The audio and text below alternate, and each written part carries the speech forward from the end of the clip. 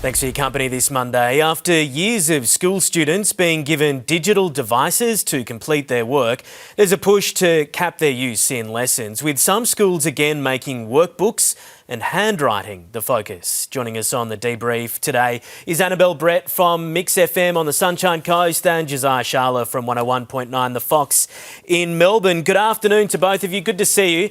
I don't think laptops were in schools when we were in school, but do you think we've rushed too quickly to get them into schools, guys? Josiah, let's start with you. Yeah, I do. I think it was forced by governments and the tech companies onto schools without doing much research into the effect it can have on kids. And we're only just starting to see that now already, which is probably sooner than I thought it would as well. I don't even know if the kids these days have to have things that we got to have, like pen licenses, stuff like that. But it is alarming that kids probably, I can't even remember what my handwriting looks like. And I grew up in school writing and reading and all this sort of stuff. So let alone have a tech device in front of us. It'd be tough, I reckon. Yeah, Annabelle, the state of handwriting is probably pretty shocking these days in many schools. And we tell kids to not look at phones, to get off social media and things like that, and then we shove them in front of them in a classroom. I mean, I have so much trauma from pen licenses. Let's not subject that to the children. But you're right, to an extent.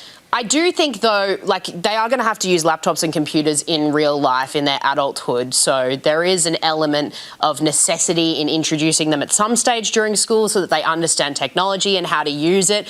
But you don't want too much. It's actually quite nice that this is a pushback from children, that kids are going, no, I want to sit down and have face-to-face time. The world is healing.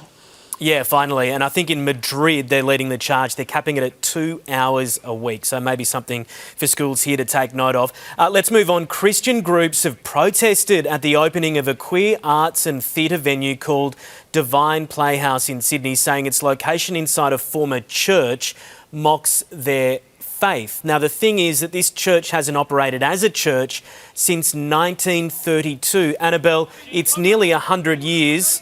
Is it time to cut the cord, or is this something where they are effectively mocking you? You can see how they're dressed there.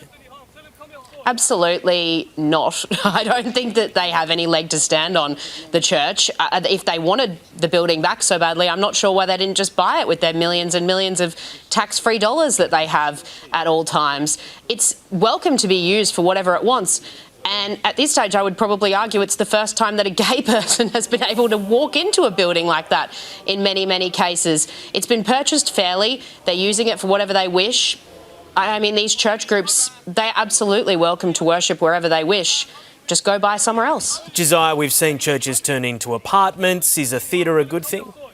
It is for certain aspects, and I think, although it has been 100 years, there still has to be a certain respect with this stuff. Like, I do often go, you often see Christianity openly mocked, and I think it's a bit hypocritical that we don't see it with other religions. So I always go back to the question, why is it okay to mock Christianity, not other religions, as we're seeing now? So I think that's a question we all need to ponder on.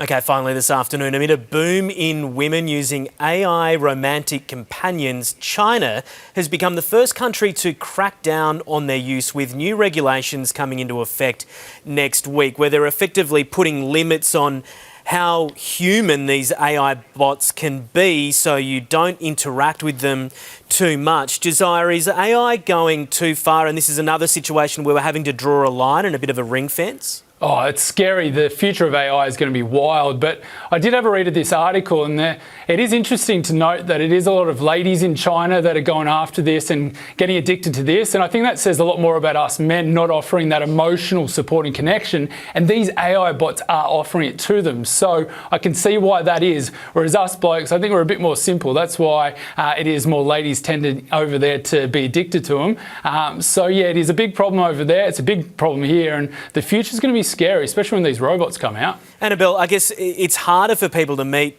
in real life these days because people aren't going out as much. I do want to point out that Josiah said it, not me, that it is the blokes letting the team down. Can we also acknowledge that China had a one-child policy for a while? There is an enormous number of men compared to women in China, and they're still not finding quality ones. They're having to convert to AI. I'm a little bit torn on this. Obviously, you don't want AI to be the be-all and end-all, particularly not for relationships and emotional connections. But also, the loneliness epidemic is very real, and people need someone to be able to turn to. So it's not it's not a two-way street. Like, it's a little bit in the middle at the moment. Yeah, it leaves a lot of power in those AI companies and what those bots say and things like that. So there's a lot to think about. Josiah, Annabelle, thanks so much for joining us this afternoon. Good to see you. Thanks, you. Thank you, mate.